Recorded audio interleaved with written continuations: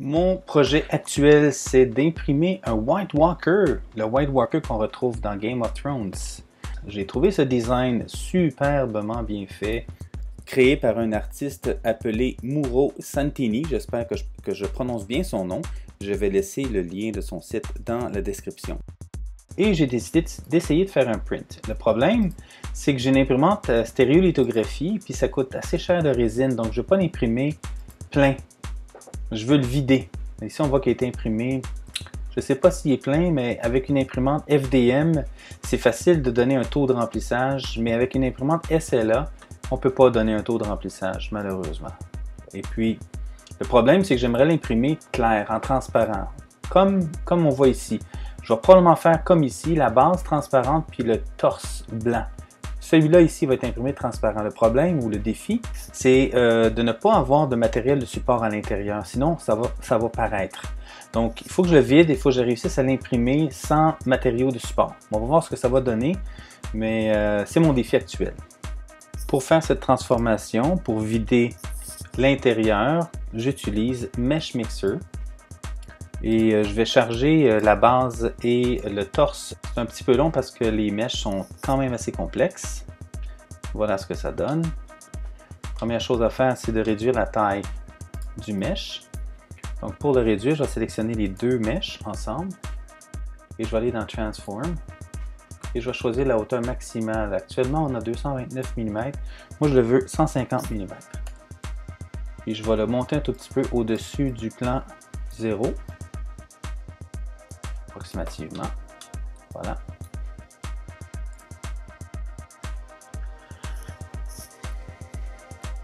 OK, maintenant, pour le vider, je vais désactiver pour l'instant,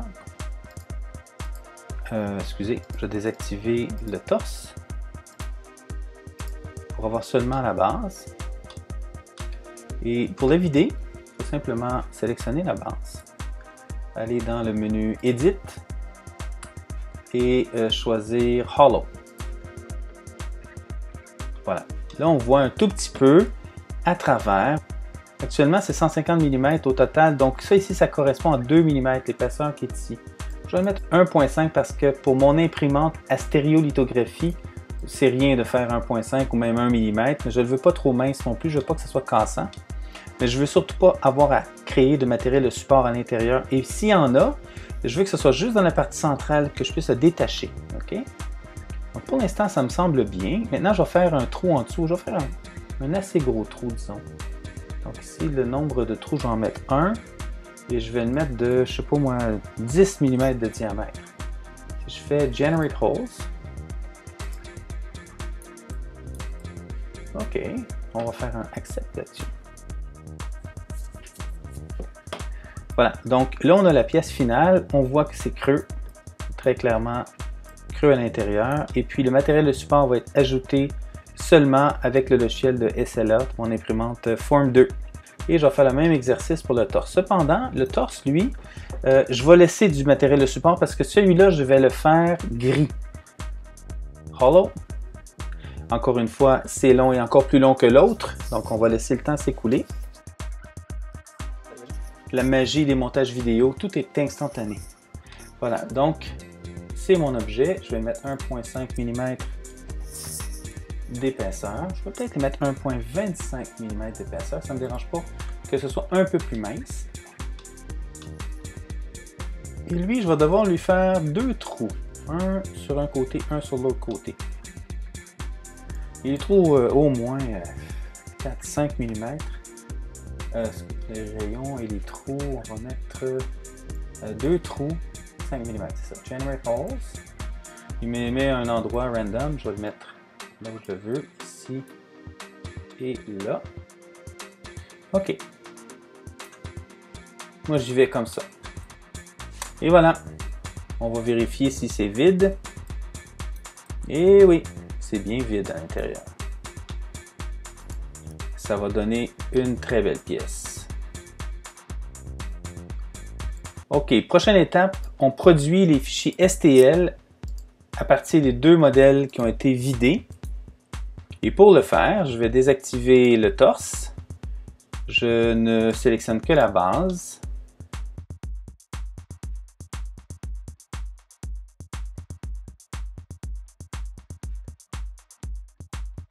Voilà, maintenant il ne reste qu'à charger ça dans le logiciel Freeform pour préparer le print avec mon imprimante SLA. On démarre Freeform. Et là, j'ai mis déjà la résine claire dedans. Voilà, ça c'est ma base. Je veux l'imprimer comme ça. Pourquoi? Bien parce que je veux avoir seulement du matériel de support qui va traverser ici, rien de plus. Et puis je ne veux absolument aucun matériau de support tout le tour parce que je veux que ce soit parfait. On va donc aller dans la génération du support. Je vais lui donner l'ordre de faire des supports externes seulement, donc pas de support interne. Et on va faire une première ébauche.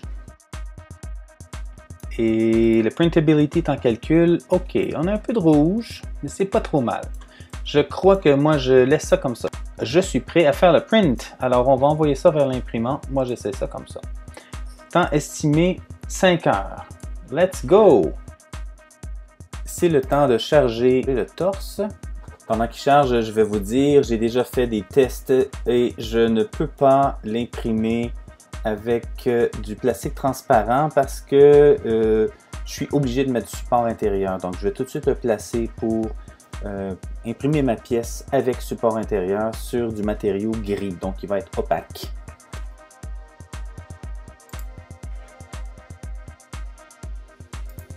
Le torse est loadé. Maintenant, je vais le placer tout de suite dans le bon axe. Je vais l'imprimer la tête par en bas. Je vais l'installer à cet endroit-là. On va changer l'inclinaison un tout petit peu. Et on va régénérer les supports.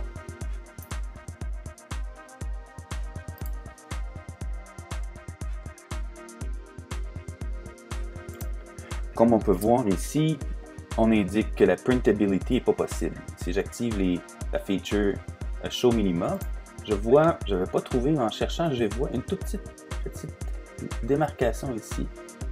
Et si je fais pivoter mon modèle, je m'aperçois que cette démarcation semble à l'intérieur du modèle. Je peux rien faire avec ça, vraiment là. Et si on slice, on voit que j'ai été obligé de mettre des supports à l'intérieur. On ne les verra jamais parce que j'ai décidé de prendre du matériau gris. Mais j'aurais aimé prendre du transparent pour faire le torse, mais malheureusement, ça me prend du support à l'intérieur. Je ne voulais pas avoir des points d'appui en dedans de mon modèle, donc j'ai décidé d'y aller avec du gris. Donc ça, c'est pas vraiment un problème. C'est parti! On va envoyer ça vers l'imprimante.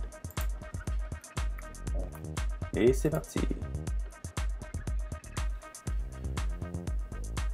Mon modèle est en train de se faire télécharger, donc je devrais le voir apparaître ici d'ici peu.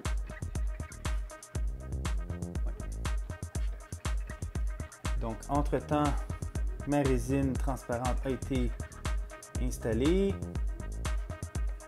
J'ai mon bac de résine derrière ici. Je vais ouvrir la valve pour laisser entrer l'air. Ah, voilà, donc il est en train de charger. On est rendu à 45-50% de chargement.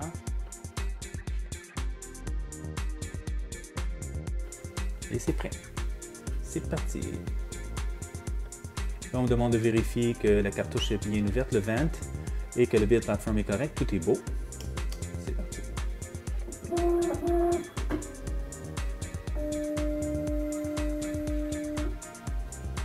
Et là, on en a pour 5 heures d'attente. Pour l'instant, il est en mode préchauffe. Il doit atteindre 30 degrés Celsius. 31 degrés Celsius en fait. Et puis ensuite, il va démarrer. Pendant que mon imprimante est en train de préchauffer, je vérifie le niveau de liquide. Et comme vous pouvez voir, le liquide est à ce niveau-là ici, alors que la ligne indique que le liquide devrait être à ce niveau. Ça veut dire que ça a descendu de près de, mon Dieu, une bonne quantité. Ça, ce que ça signifie, c'est que ça s'évapore lentement. On va regarder la densité avec mon densimètre, m'assurer que la densité est encore bonne. Oh! C'est presque rendu au point où la densité n'est plus bonne. Donc, d'après moi, Encore quelques prints et je vais devoir changer entièrement l'alcool à l'intérieur. Pour l'instant, ça va. Alors, il s'agit juste de mettre un peu d'alcool. On va mettre l'alcool isopropyl à 100%. On remplit ça. C'est très inflammable, donc il faut faire attention. Mes lumières ici sont toutes des LED, donc ce sont des lumières froides, il n'y a pas d'étincelles, il n'y a rien du tout, donc c'est pas un problème. Et voilà, on va être prêt à recevoir la pièce. Ok, le print vient de se terminer après 5h44 minutes de print. On va nettoyer ça.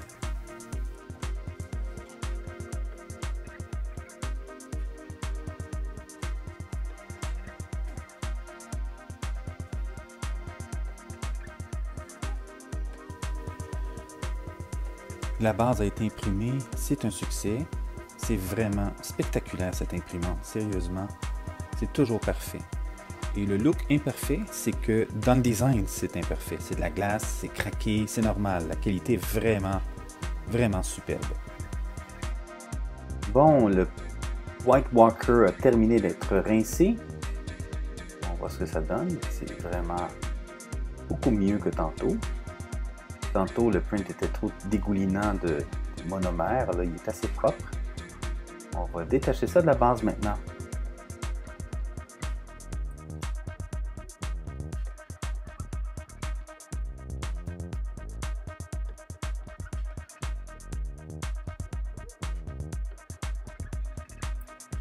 C'est le tour d'une petite visite au four à ultraviolet.